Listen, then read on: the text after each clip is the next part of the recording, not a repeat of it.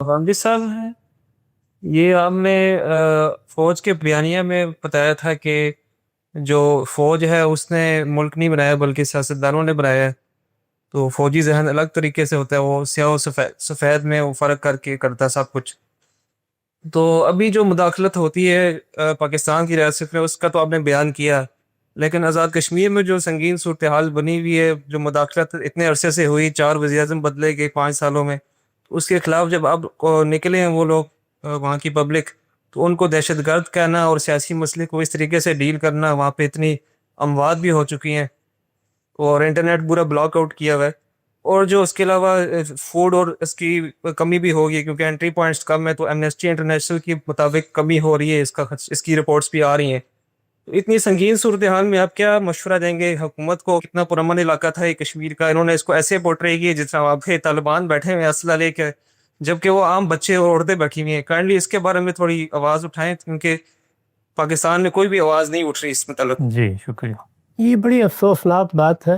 ہم تو ہمیشہ سے یہی کہتے ہیں کہ معاملات سیاستدانوں کے سپرد رہنے چاہیے، ایسی چیزوں کو وہ بہتر طریقے سے دیکھتے بھی ہیں اور ان کے لیے سیاست کی سطح پر ان کو حل کر لینا بھی آسان ہوتا ہے۔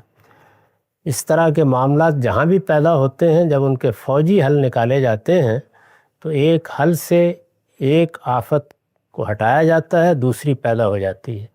یہی ہو رہا ہے بلوچستان میں، جو کچھ ہو چکا ہے وہ آپ بھی جانتے ہیں، میں بھی جانتا ہوں۔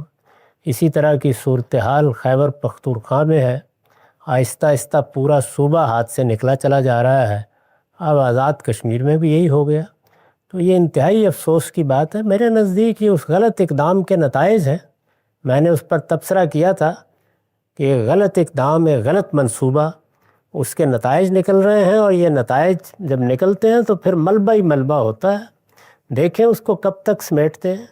میں نے اس میں تمام چیزوں کی تحلیل کر کے بتا دیا تھا کہ یہ رویہ یا یہ طرز عمل یہ اصلاً ہی غلط ہے۔ اس سے حالات کبھی بہتر نہیں ہوتے، ایک ابتری سے دوسری ابتری نکلتی چلی جاتی ہے۔